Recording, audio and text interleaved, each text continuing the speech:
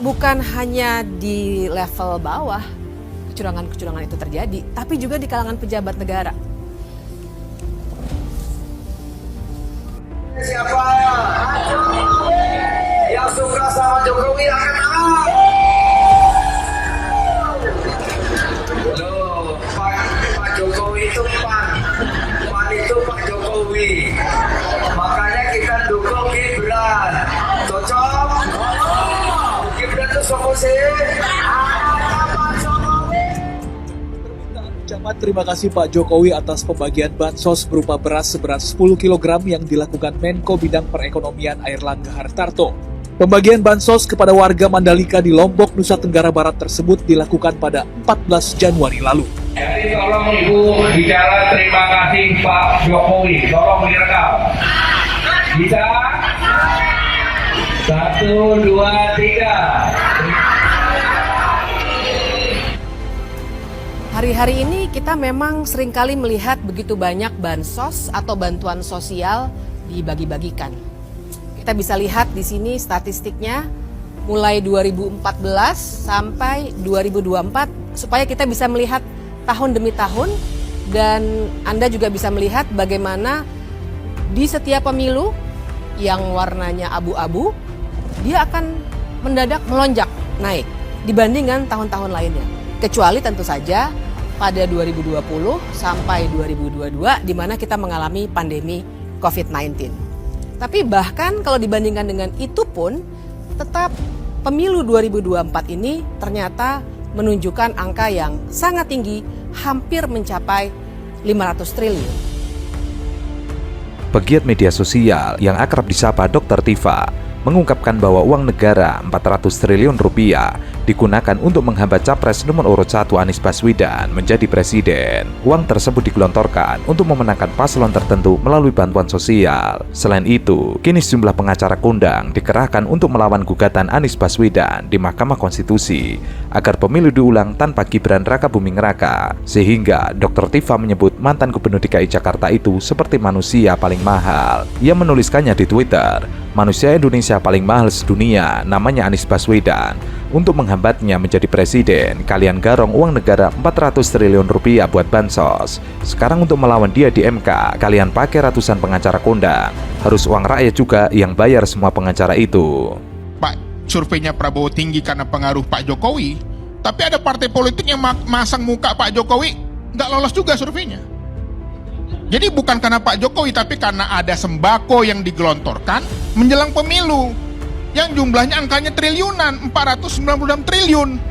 Kata Romi kemarin di Metro TV, hewan pun kalau dicalonkan dimodalin 496 triliun bisa menang, apalagi manusia, kira-kira begitu.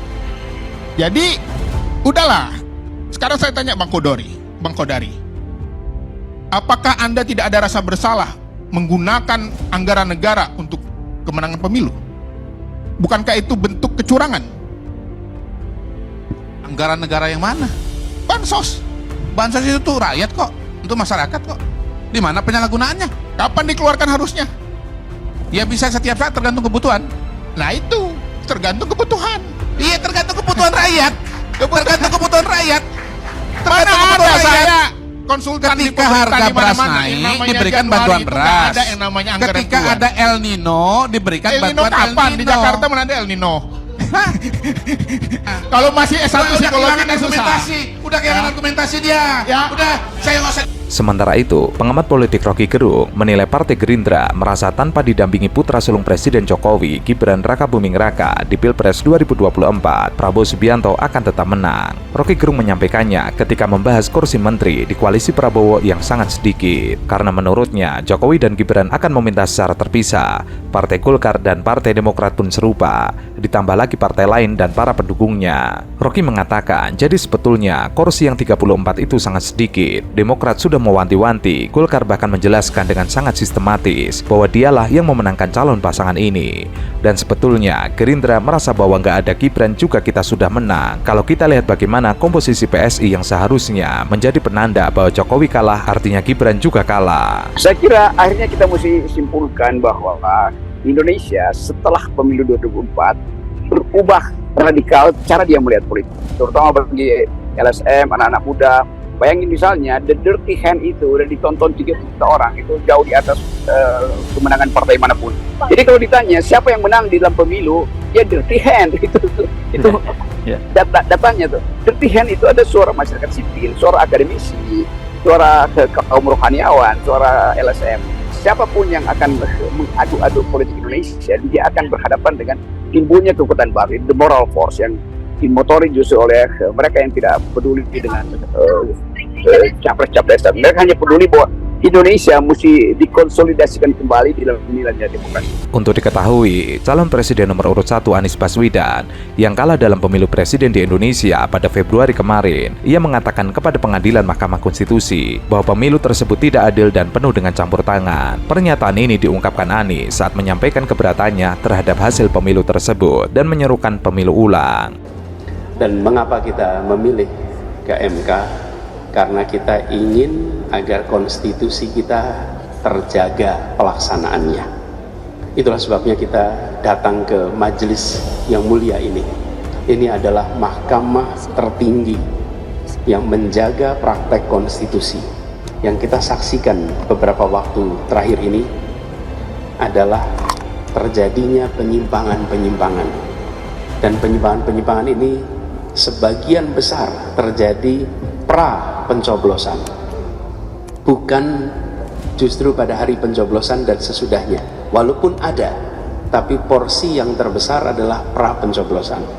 Dan kami melaporkan ke sini mengharapkan keadilan dari Majelis Hakim di Mahkamah Konstitusi, bukan semata-mata untuk kepentingan paslon nomor 1, nomor 2, nomor 3, tapi untuk mengembalikan real perjalanan konstitusional bangsa kita. Jangan sampai kita meleset, jangan sampai kita tergelincir, karena perjuangan menghadirkan demokrasi itu luar biasa besar. Jangan sampai peristiwa pemilu pilpres yang penuh dengan penyimpangan ini kemudian menjadi kebiasaan baru, budaya baru, akhirnya jadi karakter bangsa. Media internasional seperti Al Jazeera menyoroti pernyataan Anies tersebut. Al Jazeera membuat judul berita bertajuk Anies Baswedan Challenge Indonesia Presidential Election. Anies Baswedan menantang pemilu presiden Indonesia, menyerukan pemilihan ulang. Dalam berita tersebut, Al Jazeera menulis Menteri Pertahanan Prabowo Subianto muncul sebagai pemenang dalam pemilu 14 Februari dengan 60% suara. Perolehan suara Anies berada di urutan kedua dengan 25%, sedangkan Ganjar Pranowo di urutan ketiga dengan 16%. Anies dalam berita tersebut juga disebut memperingatkan bahwa Indonesia adalah negara demokrasi terbesar ketiga di Indonesia. Maka bila ada perilaku tekanan pemerintah terkait dengan pemilu, imbasnya akan beresiko menjerumuskan kembali kehidupan bangsa ke masa lalu yang otoriter.